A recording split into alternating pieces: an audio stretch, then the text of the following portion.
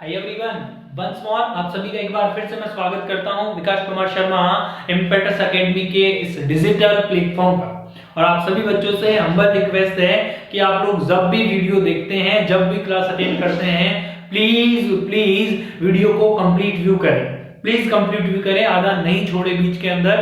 ठीक है, चलिएगा। हम पढ़ रहे हैं ग्रोथ और डेवलपमेंट, और उसके हम प्रिंसिपल्स के बारे में जाना, ग्रोथ और डेवलपमेंट के डिफरेंस के बारे में जाना।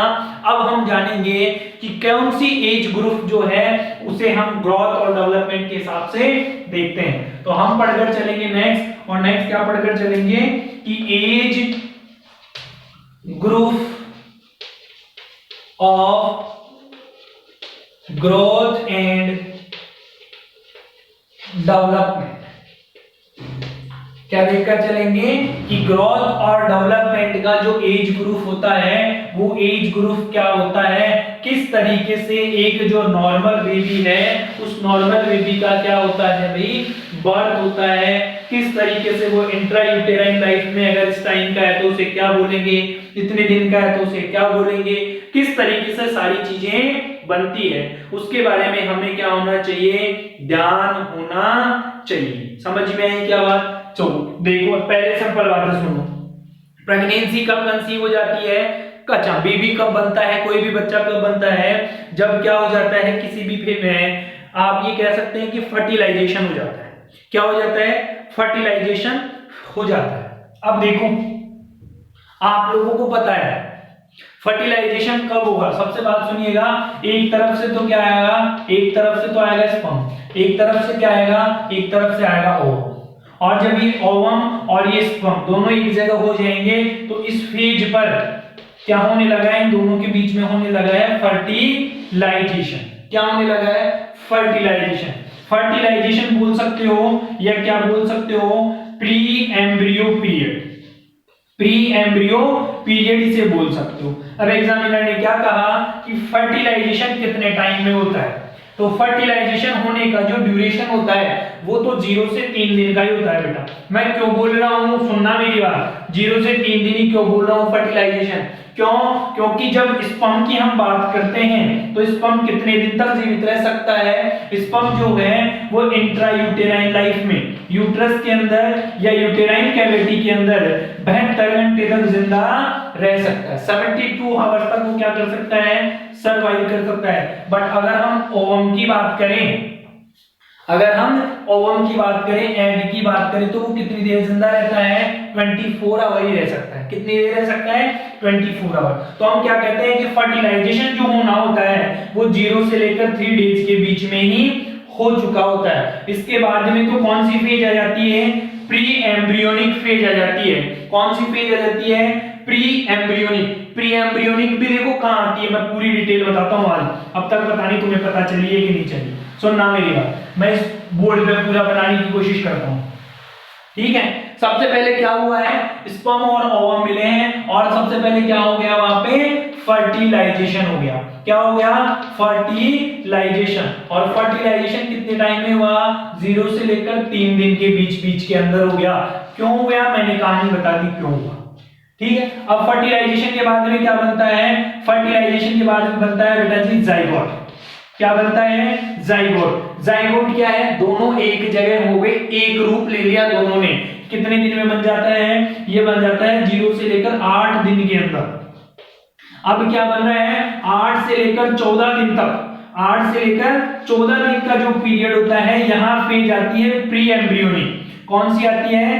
प्री एम्ब्रियोनिक फेज आती है। ठीक है, यहां पर एम्ब्रियो बनना लगा है, एम्ब्रियो की प्रोसेस जो है वो एम्ब्रियो की प्रोसेस क्या हो गई है, स्टार्ट हो गई है।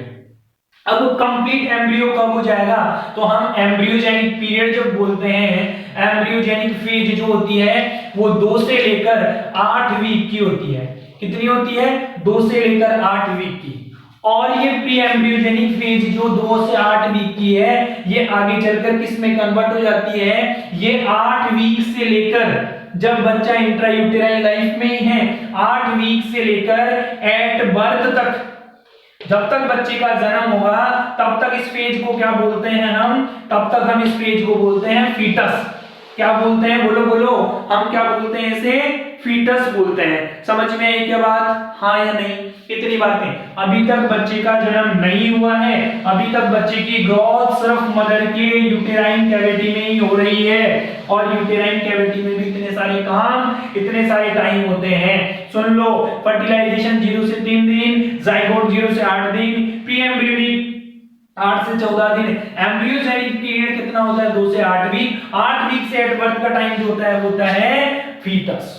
अब तक की बात सिर्फ और सिर्फ माताजी के अंदर, मदर के एब्डोमेन कैविटी की बात की हुई है। बच्चे का जन्म अभी तक बाहर की दुनिया में नहीं आया है। जब बच्चा बाहर की दुनिया में आता है, जब किसी बच्चे का जन्म होता है और जन्म होने के बाद जब इस एक्सटर्नल एनवायरनमेंट, इस दुनिया को वो जब देखता है, तो इस दुनिया में वो क्या देखता है डियर, सबसे पहले हम किस एज ग्रुप की बात करते हैं उसके अंदर, हम सबसे पहले क्या बोलते हैं, बच्चे का बर्थ होते ही, बच्चे का जैसे ही बर्थ हुआ, एट बर्थ, बच्चे का क्या हो गया, जन्म हो गया। और जैसे ही जन्म हुआ तो जन्म होते ही हम उसे क्या बोल देते हैं, वर्ड सुना है आप लोगों ने, बार बार सुना होगा कि न्यूबॉर्न बोलते हैं सर। क्या बोलते हैं, न्यूबॉर्न। गलत नहीं है, सही है। लेकिन एग्जामिनर क्या कहता है कि बच्चे का जन्म हो गया, और बच्चे का जन्म होकर 0 से लेकर 28 दिन का बच्चा ही हुआ है अभी तक। कितने दिन का हुआ है, 0 से 28 दिन का है, तो इसको क्या बोलेंगे, एग्जामिनर ये पूछना चाहता है तुमसे, समझ में आएगा। तो हम इसको क्या बोलते हैं डियर, हम इसको बोलते हैं नियोनेट। क्या बोलते हैं, इसको बोलते हैं नियोनेट। एग्जाम में क्वेश्चन आया, भाई और बहनों सुन लेना मेरी बात को कान खोलकर, वरना हो जाएगा गुनाह। समझ आया, चलिए। कितना, 0 से 28 दिन का टाइम होता है। अब एग्जामिनर ने फिर कहा नहीं नहीं, मुझे तो और बताओ। भाई साहब ने और डिवीजन कर डाले, फिर उन्होंने कहा कि 0 से 7 दिन का टाइम है तो उसे क्या कहूं, और 8 से लेकर 28 दिन का बच्चा है तो मैं उसे क्या कहूं। दिमाग घुमा दिया, देखो खोपड़ी लगाई ना एग्जामिनर ने। तो एग्जामिनर का तो खोपड़ा बहुत तेज है भाई साहब, उसको पकड़ने के लिए हमें भी डिटेल में पढ़ना पड़ेगा। अब 0 से 7 दिन का बच्चा जो होता है, उस बच्चे को हम क्या कहते हैं डियर, उस बच्चे को हम कहते हैं, क्या बोलते हैं, बोलो बोलो, सबको पता है, उसे हम बोलते हैं अर्ली नियोनेट। क्या बोले, अर्ली नियोनेट, की जल्दी पैदा हो गया। नहीं, 7 दिन का है तो अर्ली नियोनेट। अगर बच्चे का जन्म जो है 8 से लेकर 28 दिन का है बच्चा, तो उसे क्या बोलते हैं हम, उसे हम बोलते हैं लेट नियोनेट। क्या बोलते हैं उसे हम, लेट नियोनेट के नाम से जानते हैं। समझ में आ रही है क्या बात, बोलिए भैया बोलिए, हाँ और नहीं। चलिए, इतनी बात आप लोगों के क्लियर हो जानी चाहिए कि बच्चे का जन्म हुआ, जन्म होते हमने उसे क्या कहा, न्यूबॉर्न कहा। न्यूबॉर्न में एग्जामिनर ने कहा कि 0 से लेकर 28 दिन का बच्चा है तो उसे अर्ली नियोनेट कह देंगे। 0 से लेकर 8 से लेकर 28 दिन का है तो उसे लेट नियोनेट कह देंगे। 7 दिन भी लिखा है बहुत सारी बुकों में, 8 दिन भी, लेकिन 7 दिन तक ही मानते हैं, 8वें दिन से तो लेट नियोनेट में कन्वर्ट हो जाता है। समझ में आ गई क्या बात, बोलो बोलो, हाँ और नहीं। अरे बोलिए भैया, यस और नो। चलिए, इतनी बात आप लोगों को समझ आ गई है, very good, I am proud of you. चलो, एट बर्थ हो गया, न्यूबॉर्न बेबी की बातें हुई। नेक्स्ट आ जाइएगा, आगे चलते हैं और आगे का दौर स्टार्ट होता है। फिर अब बच्चे की उम्र कितनी हो गई है, बच्चे की उम्र अब हो गई है 28 दिन से लेकर, कितने दिन से लेकर, 28 दिन से, 28 डेज टू 1 ईयर की बच्चे की उम्र 28 दिन से लेकर 1 साल हो गई। तो अब इस बीच ग्रुप वाले बच्चों को क्या बोला जाए, ये क्वेश्चन बहुत बार एग्जाम में आया। और ऑप्शन में क्या क्या लिखा है सुनना, ऑप्शन में लिखा है इन्फेंट, ऑप्शन में लिखा है चिल्ड्रन, ऑप्शन में लिखा है चाइल्ड, बहुत सारे हैं लेकिन सब के सब गलत थे। सही क्या था, इन्फेंट बोला जाता है। किस बच्चे को बोला जाता है इन्फेंट, जिसकी उम्र 28 दिन से लेकर 1 साल तक की है। बात समझ में, अगर किसी की उम्र 1 साल से लेकर 3 साल है तो उसे क्या बोला जाता है, बोलो बोलो, उसे बोला जाता है क्या, बोलिएगा, उसे क्या बोला जाएगा, टोडलर बोला जाता है। क्या बोला जाता है डियर, उसे टोडलर के नाम से। मतलब अभी बच्चे की उम्र कितनी हो गई है, अभी 1 साल से 3 साल के बीच में है तो वो टोडलर एज ग्रुप का बेबी है। चलिए, इतनी बात समझ गई। अब बात क्या आती है सर, 3 से लेकर 6 साल का बच्चा है तो उसे क्या बोला जाए, कौन से एज ग्रुप है, तो हम उसे क्या बोलते हैं, उसे हम बोलते हैं प्री स्कूल चिल्ड्रन। क्या बोलते हैं कि ये तो स्कूल जाने वाला बच्चा हो गया है, अब इसको क्या करा जाए, स्कूल में भेजा जाए। अगर स्कूल में नहीं भेजा जाएगा तो घर पे वो सारी शैतानी करने का अकेला ही जिम्मा उठा लेगा और पूरे के पूरे घर वालों को डिस्टर्ब करके रखेगा, जैसे कि तुमने भी करा था बचपन में, मैंने भी करा था। हाँ चलो आगे आगे। अब बच्चे की उम्र 6 से लेकर कितनी है, 12 साल है, तो इसे क्या बोला जाए, हमने क्या कहा 3 से लेकर 6 तक को प्री स्कूलर, तो मैं इसे क्या कह दूं, ये आ गई स्कूल वाली एज। यहाँ पर बच्चा जाता है स्कूल और करता है पढ़ाई, समझे। अब बात आती है 12 से लेकर 18 साल की एज, तो बेटा इसे तो क्या बोलते हैं, आप सब जानते हैं, इसे बोलते हैं अडोलसेंट। क्या बोलते हैं इसे, अडोलसेंट के नाम से जाना जाता है। लेकिन ये अडोलसेंट जो है ये भी 2 कैटेगरी में डिवाइड करा है। एग्जामिनर ने क्या कहा कि गर्ल्स है तो क्या है और बॉय है तो क्या है। तो बेटा सुन लेना, गर्ल्स की जहां पे बात आ जाए तो 12 से लेकर 16 साल में अडल्ट लड़कियां जल्दी मेच्योर, जल्दी समझदार, जल्दी बड़ी होती है, और लड़के वैले होते हैं, जल्दी मेच्योर नहीं होते।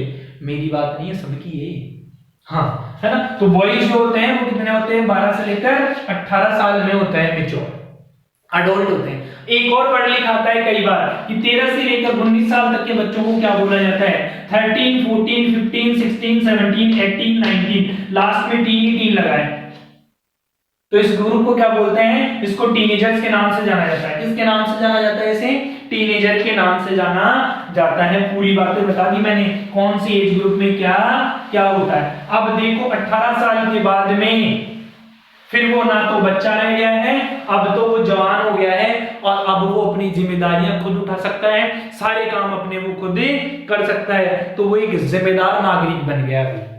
अब वो क्या बन गया है, एक जिम्मेदार नागरिक। तो आप लोगों को ध्यान रखनी है बात, समझ में आ गई बात। चलिएगा नेक्स्ट चलते हैं, और नेक्स्ट अपन क्या देखते हैं कि वो कौन कौन से फैक्टर्स हैं, वो कौन कौन से फैक्टर्स हैं जो अफेक्ट करते हैं ग्रोथ को। तो हम लिखेंगे क्या आगे, नेक्स्ट हेडिंग डालेगा factor affecting growth and development. देखो मैं एक फ्लो चार्ट बनाऊंगा जिसके माध्यम से तुम आसानी से समझ पाओगे। मोस्टली कितने फैक्टर होते हैं, अगर बड़े बड़े फैक्टर की बात करें तो 2 ही फैक्टर है। पहला फैक्टर कौन सा है, फैक्टर नंबर 1, फैक्टर मानी कारक। तो फैक्टर नंबर 1 क्या है, वो फैक्टर है बायोलॉजिकल फैक्टर। कौन सा होता है, बायोलॉजिकल फैक्टर होता है। दूसरे फैक्टर की बात करें अपन नंबर 2 की, तो वो कौन सा होता है, वो होता है एनवायरमेंटल फैक्टर। समझ आ रही है बात। अब बायोलॉजिकल में भी बहुत सारे आएंगे, एनवायरमेंट में भी बहुत सारे आएंगे, तो हम चार्ट के माध्यम से समझ लेंगे कि बायोलॉजिकल में कौन कौन से आएंगे। सबसे पहले फैक्टर की बात करूं मैं, नंबर 1 सुनना, समझाता चलूंगा साथ में। नंबर 1 क्या है, जेनेटिक फैक्टर। मैंने कहा था थोड़ी देर पहले ही क्लास के अंदर कि अगर किसी के पेरेंट्स अच्छे खासे मोटे ताजा हैं तो उसके बच्चे भी मोटे ताजा ही होंगे।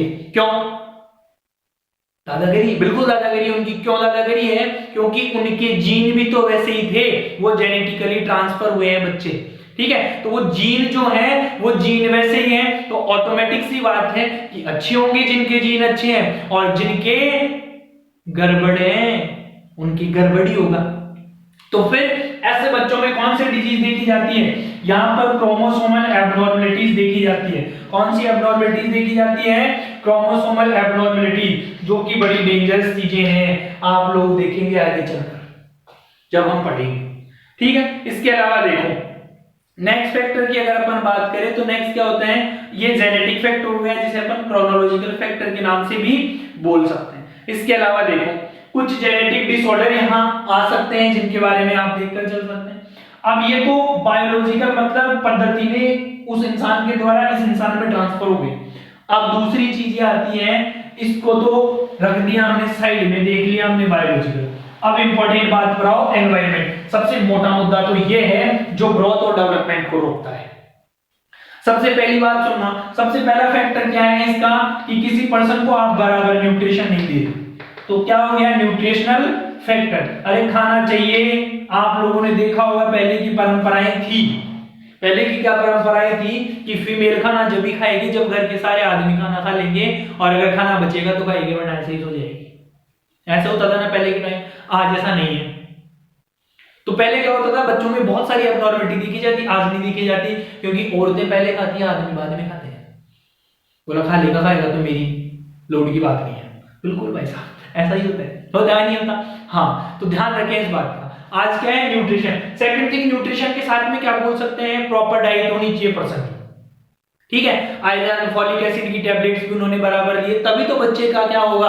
प्रॉपर ग्रोथ होगा। अगर आयरन फॉलिक एसिड नहीं लिया है तो बच्चे में एक डिजीज आप लोगों ने सुनी होगी जिसे क्या बोलते हैं? एनटीडी बोलते हैं, neural tube defect, cleft lip, cleft palate. ये इसी की देन है भाई साहब। किसकी? आयरन और फॉलिक एसिड की डेफिशिएंसी। इनकी वजह से एनीमिया हो जाता है, आयरन डेफिशिएंसी एनीमिया, बड़ी डेंजरस कंडीशंस पैदा हो जाती है। तो पहला डिसऑर्डर तो ये। दूसरा, अगर आप किसी बच्चे को क्या नहीं करवा रहे हैं? आप किसी बच्चे का नहीं करवाए हैं इम्यूनाइजेशन। क्या नहीं करवाया आपने?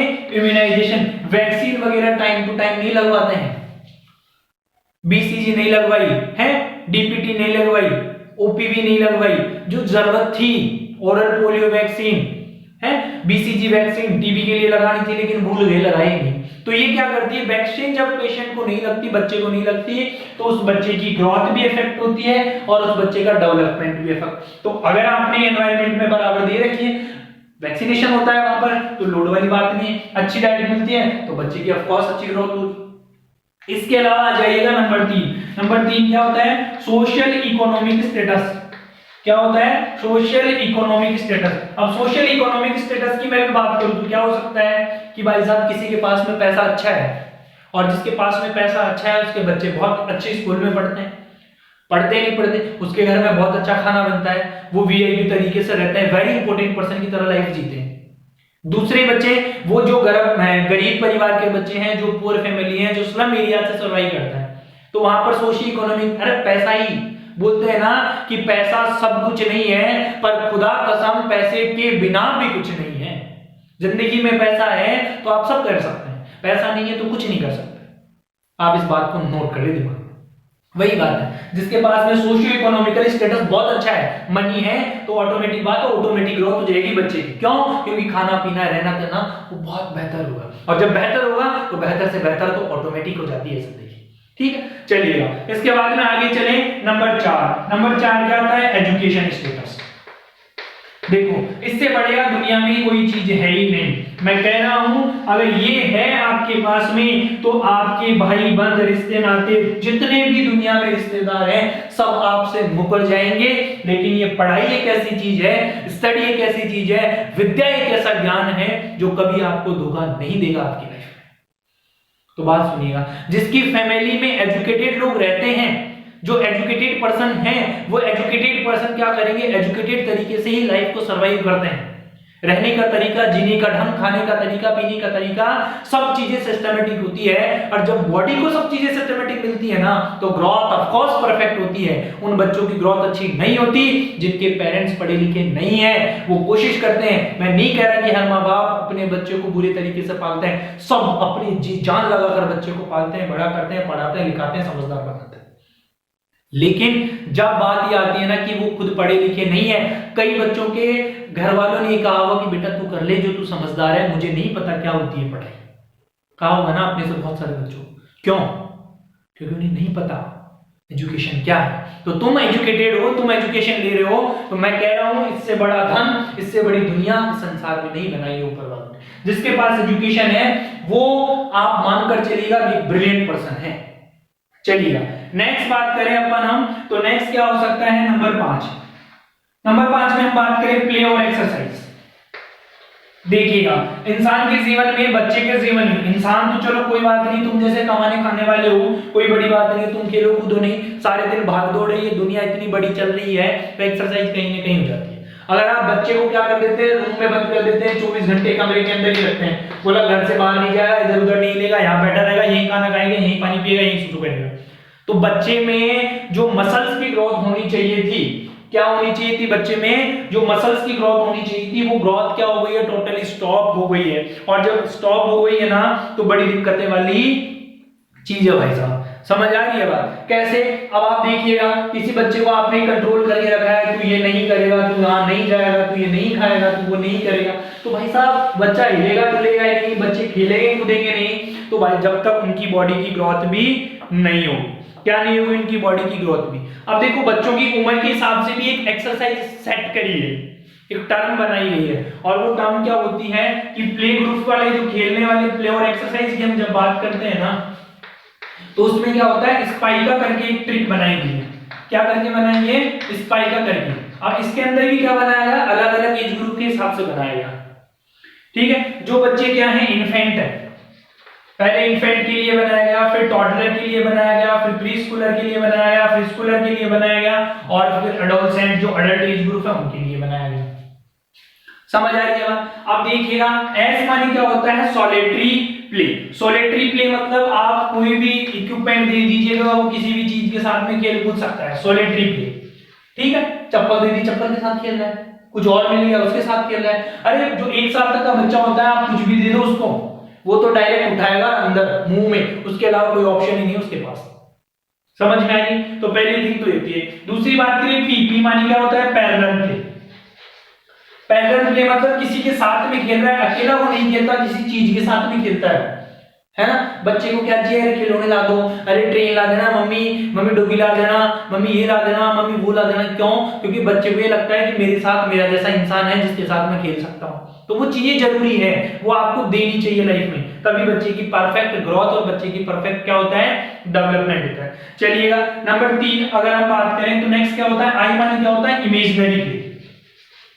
इमेजिनरी प्ले, अरे आपने भी खेला होगा बचपन में, इमेजिनेशन कर करके फलाने के घर जा रहे हैं, इसके घर जा रहे हैं, उसके घर जा रहे हैं। इमेजिनरी पर काल्पनिक चीजों के साथ में वो खेलता है, अपना घर बनाता है, घर तोड़ता है, फिर उसका घर बनाता है, फिर उसका घर बनाते हैं। बचपन में घर बनाकर खेले हो क्या, वो इमेजिनरी प्ले ही होता है। वो क्या है, इमेजिनरी प्ले ही होता है। ये कब खेला जाता है, प्री स्कूल में खेला जाता है। चलिएगा, नेक्स्ट बात करते हैं स्कूल वाली। स्कूल सी मानी क्या होता है, कॉम्पिटिटिव गेम्स खेलते हैं, कॉम्पीट करते हैं एक दूसरे को कि मैं तुझसे बेहतर, मैं तुझसे बेहतर। करते हैं नहीं स्कूल में, अरे मैं तुझसे बड़ा हूं, तू मुझसे लड़ नहीं सकता, तू मुझसे जीत नहीं सकता, मैं तुझसे ज्यादा पढ़ सकता हूं। कंपटीशन करना स्टार्ट कर दो। और फिर ए मानी क्या होता है, अडल्ट एज ग्रुप या एडोलसेंट एज ग्रुप के जो होते हैं ना, एथलेटिक जिसे बोल सकते हैं, एथलेटिक वाले गेम खेलते हो जब आप, तो एथलेटिक कब खेल सकते हो, जहां पर क्या होते हैं, स्ट्रिक्ट रूल्स और रेगुलेशंस बने होते हैं, वहीं पर बढ़िया गेम चलते हैं। तो ये तो अडल्ट एज ग्रुप के हैं, बाकी तो बच्चों के हैं।